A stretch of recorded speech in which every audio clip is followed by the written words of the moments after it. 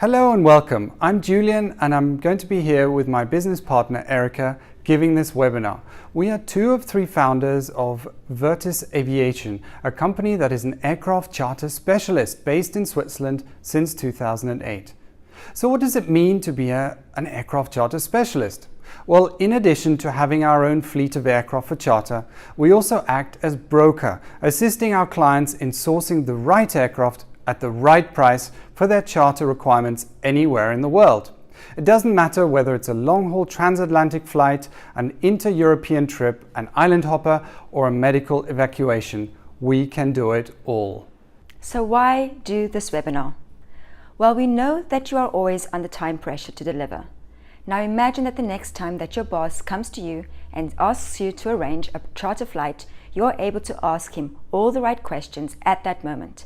Speak the lingo and wow your boss. Not only that, but you will feel less stressed because you will know what to expect, what to ask and who to go to get the right private jet. That would be great, wouldn't it? Because we know that at the moment, if your boss came with something today or tomorrow before this webinar, trying to find out everything involved in renting a private jet takes over your whole day, which means everything else on your to-do list goes out the window and you end up behind schedule. Time pressure, stress, and not knowing what to do or expect are a bad combination. And our aim is to alleviate some of that with the information you will learn today. So in collaboration with the Executive Secretary, this webinar will look at many of the top charter-related questions we have received over the years, as well as all the questions we think you should ask when inquiring about a possible charter. And because we wanted to make this webinar as personal and relevant to you as possible, we sent you a survey. We had a tremendous response with nearly over 100 of you telling us what you would like to know more about when it comes to aircraft charter. A big thank you to you. In order to keep this webinar to around 30 minutes, we will be looking at the 7 common questions that have come up most frequently. These are: number 1, what are the benefits of chartering a private jet? Number 2, what is included in the price? Number 3, how safe are private jets? Number 4, what are the different aircraft that you can charter? Number 5, how do you go about booking a private jet? Number 6, what happens at the airport?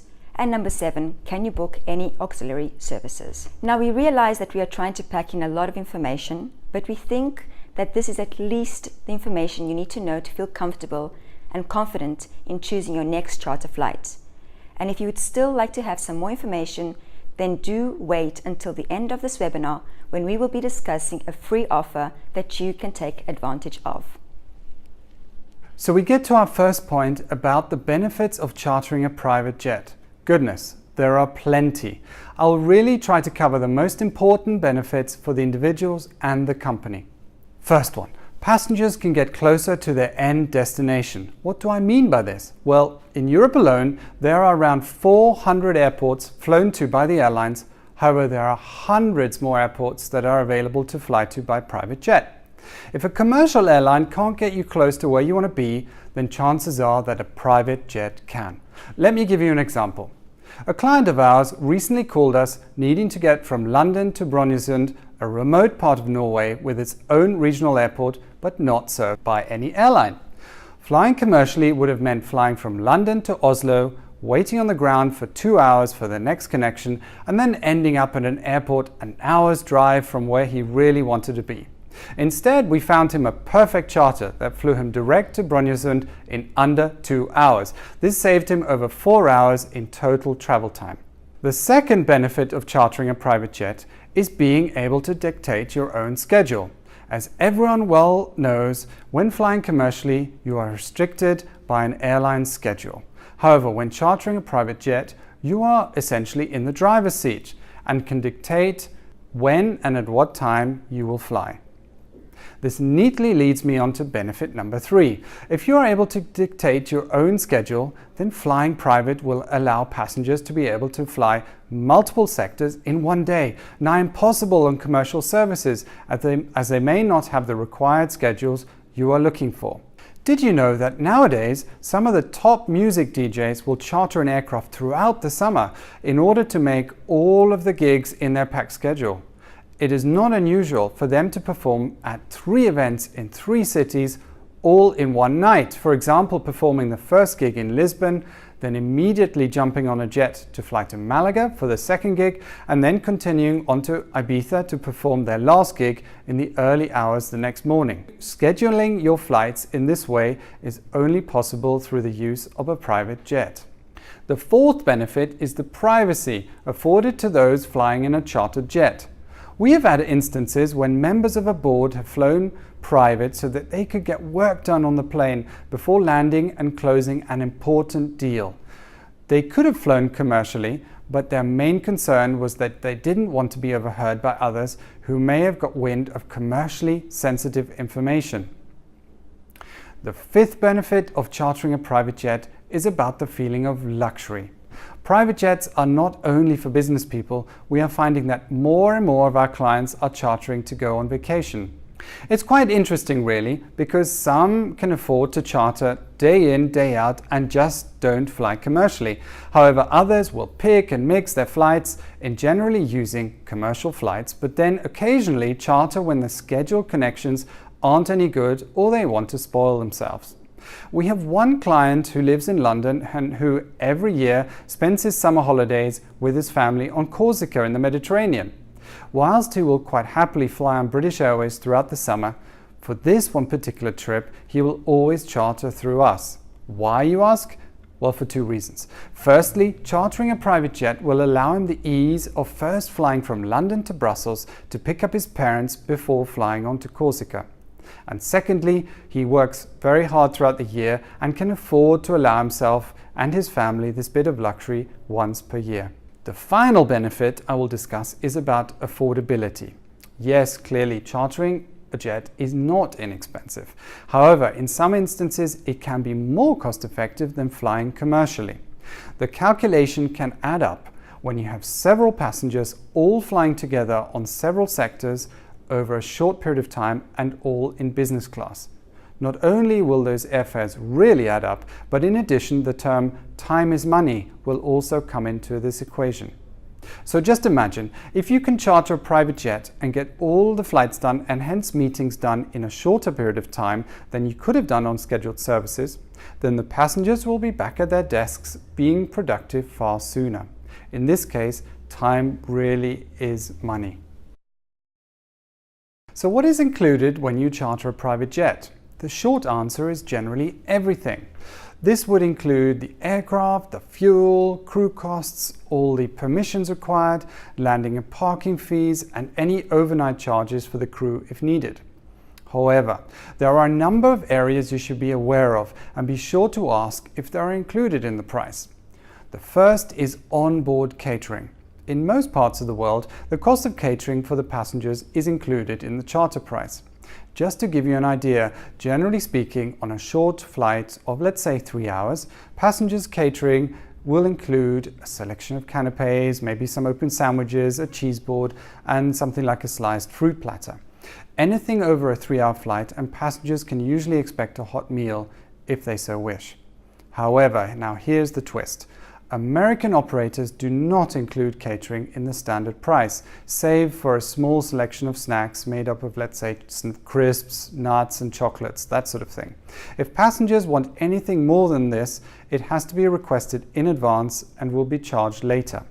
The American operators feel that this is a fairer way of doing things, as passengers only pay for what they really want to have on board.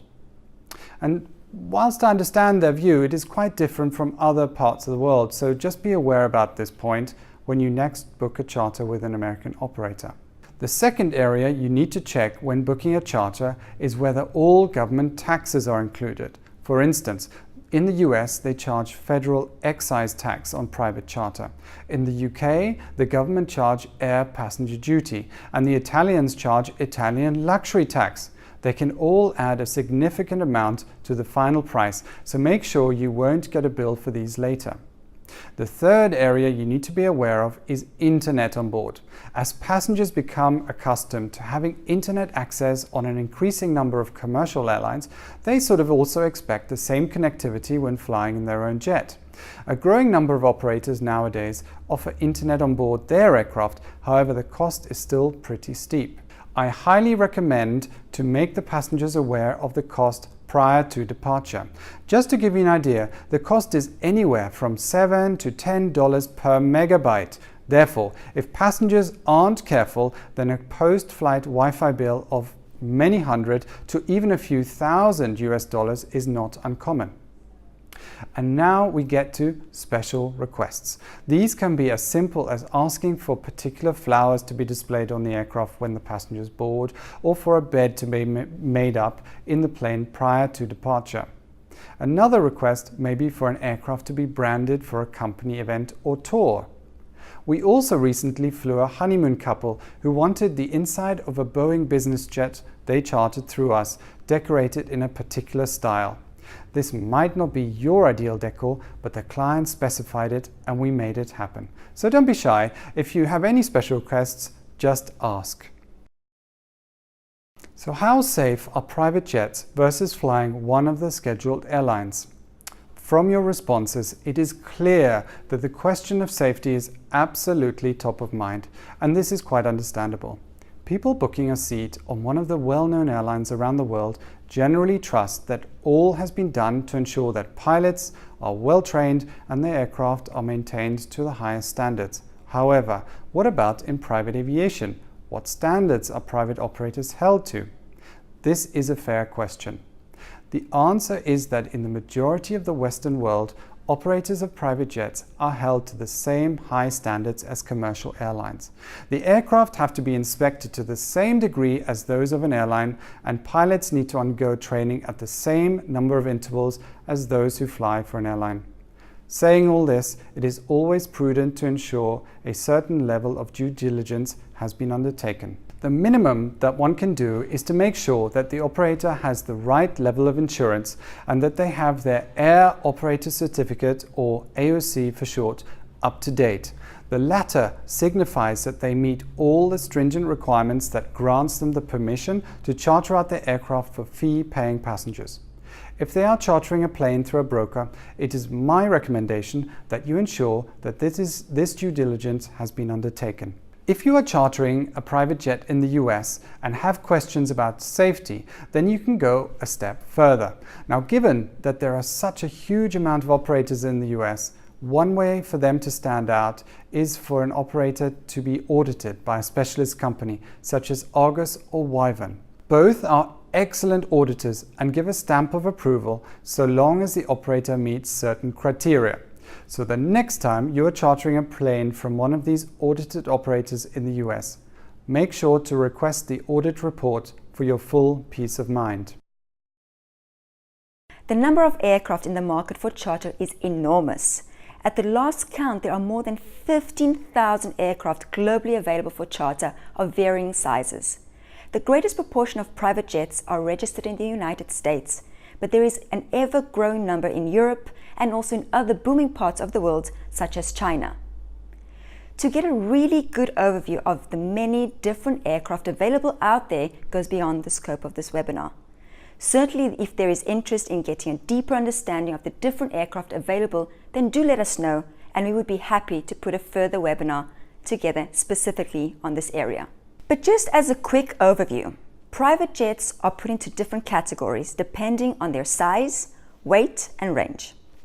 The smallest is the very light jet category, represented by such aircraft as the 4 to 5 seat Citation Mustang and Phenom 100. These have a great hourly price point and are a good choice for flights up to 2 hours. Next comes the light jet category, represented by aircraft such as the Citation Jet 2 and the Nextant 400. These have up to 6 seats, provide more cabin space, and a range of up to 3 hours. Next comes the super light jets, and with the Citation XLS and the Phenom 300, this is probably one of the most popular categories with our charter clients. Better range, seating of up to 8 passengers, a good stand-up cabin, and a good hold space makes this excellent choice for up to 4-hour flights. The mid-size category is represented by the Hawker 900 XP and Learjet 60. Cabin sizes and overall range have grown from the previous category. Plus, you begin to have a flight attendant offered on this size of aircraft. After this, a couple of the aircraft that make up the super mid-size jet category includes the Challenger 300 or Citation Sovereign. These stand out due to the marked change in the overall size and range that comfortably reaches up to 6 hours. Amongst all the aircraft in the heavy jet category, you find the popular Challenger 650. This is the latest version of the successful Challenger 604 and 605, and is a very popular aircraft due to the width of the cabin that makes it feel particularly spacious. Finally, we have reached the ultra-long range category. You may have heard of the Falcon 8X, Global 6000, Gulfstream 650, which represent the pinnacle of private jets in terms of size and range.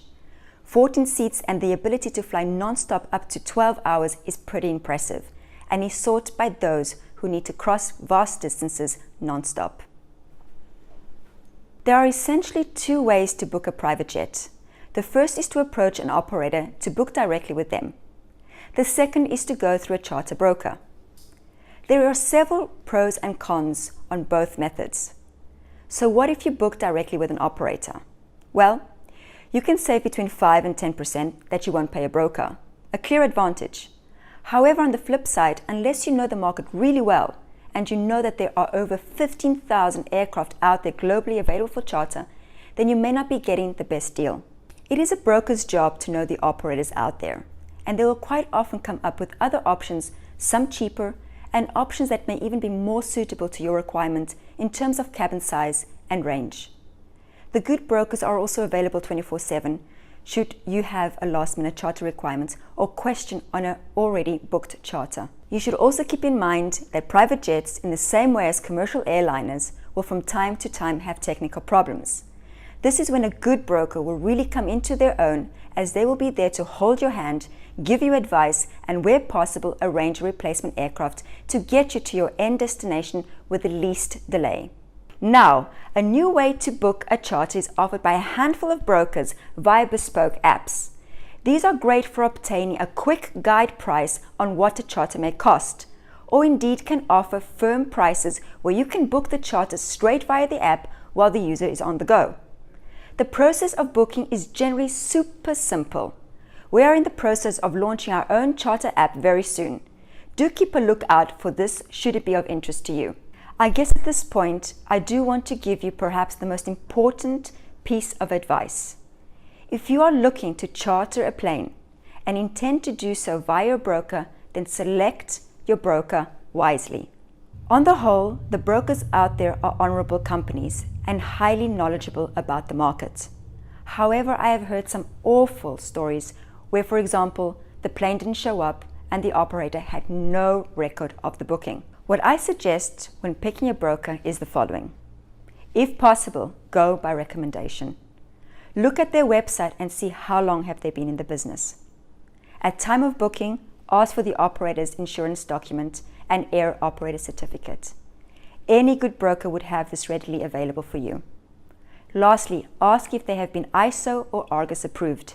If so, you will have peace of mind that they have been rigorously audited and adhere to the highest service standards.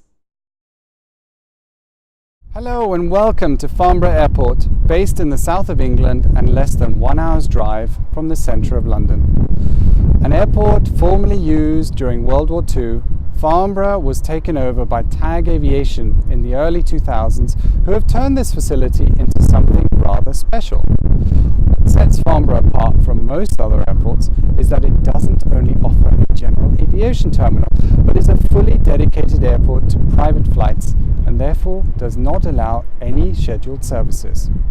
In addition, the development is an architectural form of beauty.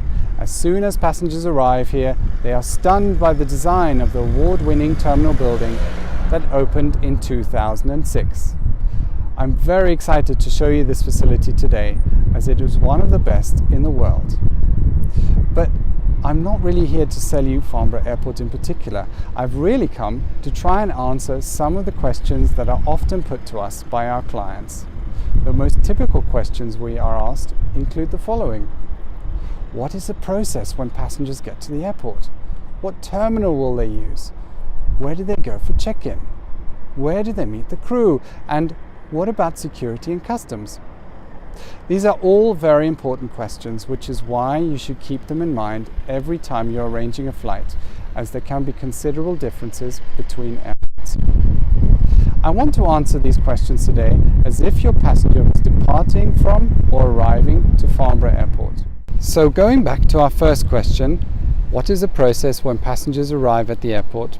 Well, here at Farnborough, the process begins before the cars even get to the General Aviation Terminal, as security will ask them what flight they are on before being allowed to access to the parking or drop-off area which you see behind me. Once there, they'll be met by one of the ground staff who will check passports and take the passengers' luggage. Then, in essence, the passengers are free to relax until the flight is ready. However, at many other airports, there will not be a security gate and passengers will arrive directly at the General Aviation Terminal, where they will be met by ground staff. The next question tends to be, well, what terminal the passengers will use. Again, here at Farnborough, as it is an airport dedicated to private aviation, there is only one terminal. However, in some instances, such as Zurich Airport, you can find two different general aviation terminals, and so make sure you know which one the passengers will be departing from.